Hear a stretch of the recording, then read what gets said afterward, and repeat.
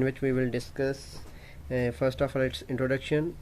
So it is a non-parametric test which is alternative to pair t-test and dependency test, and it is used to investigate any change in score when individuals are subjected to more than one conditions. The difference between dependent t-test and Wilcoxon sign rank test is that there is a rank formation, there is a rank making in Wilcoxon sign rank test, but there's no rank, there no concept of ranks in dependent t-test. How we mark ranks, तो इसमें हम क्या करते हैं कि एक pre level होता है, एक पोस्ट लेवल होता है. जैसे कि हमारे पास जो ए लेवल है वो प्री लेवल है और मॉक जो है वो पोस्ट लेवल है. तो दोनों के स्कोर का हम डिफरेंस लेते हैं, देन डिफरेंस की बेस पे जो सबसे लोअर डिफरेंस होता है उसको हम रैंक 1 देते हैं, और जब सबसे हायर और हम मूव करते हैं हायर की तरफ. तो जैसे कि हम सबसे पहले इसमें देख सकते हैं कि जो हमारे पास डिफरेंस आ रहा है वो जो लोवेस्ट डिफरेंस है वो +1 है. जो प्लस नेगेटिव का साइन वो शो कर रहा है कि जो हमारे पास पोस्ट वैल्यू है, पोस्ट स्कोर है, यानी कि मॉक स्कोर जो है ना वो हायर है, वो लोअर है as compare to pre level. और जो नेगेटिव वैल्यू हमें शो कर रही है कि जो मॉक का स्कोर है वो हायर है देन ए लेवल. और जो मिनिमम डिफरेंस आ रहा है, जो लोएस्ट डिफरेंस आ रहा है वो है +1 का, जिसमें तो इसको हम रैंक देंगे 1 का. उसके बाद हमारे पास डिफरेंस आ रहा है +2 का, उसको हम रैंक देंगे 2 का. देन हमारे पास जो आ रहा है डिफरेंस वो आ रहा है 3 का. तो 3 हमारे पास तीन जगह पे आ रहा है डिफरेंस आ रहा है. तो हम इसको क्या करेंगे कि रैंक देते हैं हम इसको 3, 4, 5 का. तो हम करेंगे कि क्योंकि हम तीनों सेम वैल्यू है तो हम डिफरेंस से रैंक तो नहीं दे सकते, इसलिए हम क्या करेंगे, जो इनको रैंक देना था 3, 4, 5 उसको हम प्लस करेंगे. तो प्लस करके जो ऐड करके उनकी वैल्यू आएगी वो आएगी 12. तो 12 को हम 3 पे डिवाइड कर देंगे तो हमारे पास वैल्यू आएगी 4. तो हम इन तीनों को क्या देंगे, रैंक नंबर 4. इसके बाद हमारे पास आ जाता है जो डिफरेंस आ रहा है वो आ रहा है 4 का. तो उसके साथ नेगेटिव लगा हुआ है, तो उसके साथ जो रैंक का साइन आएगा वो भी नेगेटिव आएगा. इसका मतलब ये है कि जो पोस्ट स्कोर है वो बड़ा है as compare to pre score. तो इसको हम रैंक देंगे 4. और इसी तरह हम जो आगे रैंक्स देते जाते हैं जैसे हायर डिफरेंस बढ़ते जाते हैं. उसके बाद हमारे पास अजम्पशन है the data must be skewed, mean that it doesn't show us normality. It is alternative to pair t-test or dependent t-test. Then it also compare two sets of scores samples that come from same participant. The dependent variable should be measured at the ordinal or continuous level, mean that it is measured at interval or ratio level. The independent variable consists of match pair or related groups, which indicate that same subject are present in both groups, or same subject is repeat at 2 occasion. Then हमारे पास each pair should be chosen randomly. Example हम देखते हैं कि हमने एक group लिया smokers का. पहले हम उस पर क्या किया, अप्लाई किया हिप्नोथेरापी का प्रोग्राम अप्लाई किया. तो हम उनके स्कोर का डिफरेंस देखना चाहते हैं कि हम हिप्नोथेरापी प्रोग्राम से पहले और हिप्नोथेरापी प्रोग्राम के बाद क्या डिफरेंस था. तो उसके हम क्या करेंगे, विल्कॉसन साइन रैंक टेस्ट यूज़ करेंगे. तो इसमें हमारे पास हमने एक हाइपोथेसिस में आया था कि there was no significant difference in smokers daily cigarette consumption before and after a 6 week hypnotherapy. Then second example में हम जाते हैं कि उसमें क्या करते हैं कि एक ग्रुप लिया, उनको बैक पेन लोअर पेन थी. तो उन पे हमने क्या किया, विदाउट यूजिंग एनी ड्रग हमने एक्यूपंक्चर किया उनकी लोअर बैक पेन को, और जो कि एक ट्रेडिशनल मेथड है टू ट्रीट पेन. और हमने चेक किया कि उनका पेन स्कोर में कोई डिफरेंस आया कि नहीं आया. तो इसके लिए मैंने एक हाइपोथेसिस बनाई थी कि there is a significant difference in back pain before and after acupuncture in the lower back pain.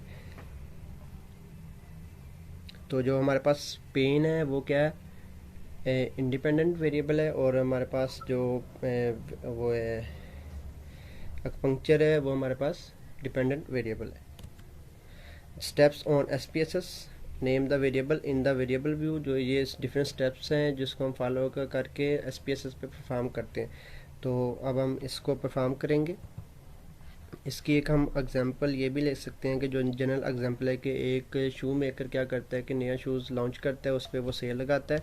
तो सेल लगाने के बाद वो चेक करता है कि सेल से पहले जो शूज़ की सेल कितने थी, और सेल लगाने के बाद कितने शूज़ हमारे पास सेल हुए हैं.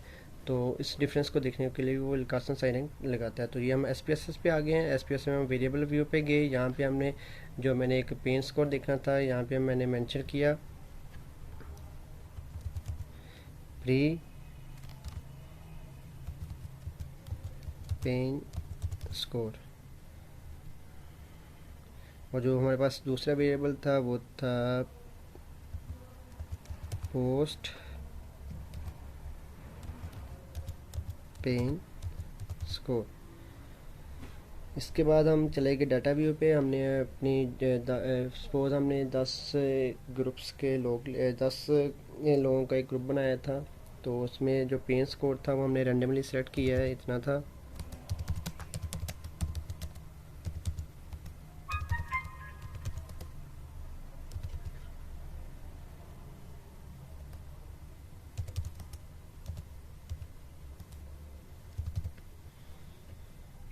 देन पोस्ट पेन स्कोर जो यानी कि ट्रीटमेंट अप्लाई करने के बाद हमारे पास स्कोर आया था, वो भी रैंडमली एक वैल्यू हम ऐड करते हैं।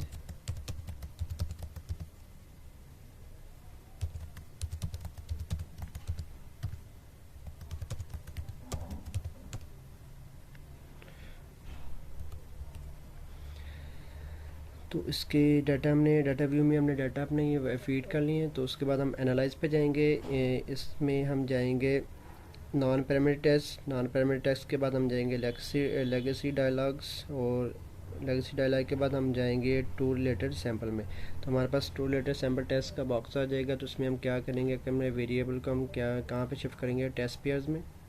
ये हमने सेलेक्ट किया इनको और शिफ्ट किया टेस्ट पेयर में। विल्कोसन साइन टेस्ट रखना ये पहले से हम आकर हम गए ऑप्शन में, क्योंकि हमने डिस्क्रिप्टिव भी फाइंड करनी है। तो हम डिस्क्रिप्टिव को क्लिक करेंगे और हमें कुछ नहीं चाहिए। हमने कंटिन्यू किया यहाँ से, देन प्रेस किया ओके को। तो हमारे पास रिज़ल्ट आ जाएंगे, जिसमें हमारे पास सबसे पहले बॉक्स होता है डिस्क्रिप्टिव स्टैटिस्टिक्स का, जो हमें बताता है कि हमारे पास जो सैंपल थे वो कितने हैं। प्री पेन स्कोर में 10 सैंपल हैं, पोस्ट पेन स्कोर के 10 सैंपल हैं। इसमें मिनिमम और मीन वैल्यू कितनी आई है, देन हमारे पास स्टैंडर्ड डेविएशन कितनी आई है, मिनिमम और मैक्सिमम वैल्यू क्या है। यानी कि 9 हमारे पास मिनिमम वैल्यू है, मैक्सिमम हमारे पास जो 98 वैल्यू है प्री पेन स्कोर में, और पोस्ट पेन स्कोर में हमारे पास 5 जो है मिनिमम वैल्यू है और 92 क्या है मैक्सिमम वैल्यू। इसके बाद हमारे पास विल्कोसन साइन रैंक टेस्ट में रैंक वाला बॉक्स आ गया, जो हमें बताता है कि कितने रैंक्स पॉजिटिव हैं, कितने नेगेटिव हैं, और नेगेटिव रैंक क्या है, कितने हैं 5 हैं, और पॉजिटिव रैंक कितने हैं हमारे पास 4 हैं, जिसमें हमारे पास टाई है वो 1 है। तो इसके बाद हम चलते हैं नीचे, जो हमारा मेन काम है। मेन हमारे पास जो बॉक्स है, जो हमारा मेन रिजल्ट शो करता है वो है टेस्ट स्टैटिस्टिक्स में। तो इसमें हम देखते हैं कि जो पी वैल्यू देखते हैं, तो पी वैल्यू हमारे पास कितनी है, जो हमें शो करती है कि प्रोबेबिलिटी शो करती है नल हाइपोथेसिस की कि वो करेक्ट है कि नहीं करेक्ट। तो अगर पी की वैल्यू 0.05 या 0.05 से ज़्यादा होगी तो इसका मतलब ये होगा कि हमारा नल हाइपोथेसिस रिजेक्ट है, कि हमारे पास कोई भी डिफरेंस नहीं आया। और अगर पी की वैल्यू 0.05 या 0.05 से कम होगी तो हमारे पास डिफरेंस आएगा। तो यहाँ पे हम देखते हैं वैल्यू क्या है, 0.553 है। तो ये क्या 0.05 से बड़ी है। तो इसका मतलब ये क्या हुआ कि जो हमने अपना हाइपोथेसिस बनाया था कि there is a difference between pain score before and after acupuncture, तो वो हमारे पास रिजेक्ट हो गया। तो हमें क्या किस पे जाने की ज़रूरत है, अल्टरनेटिव हाइपोथेसिस पे। That it's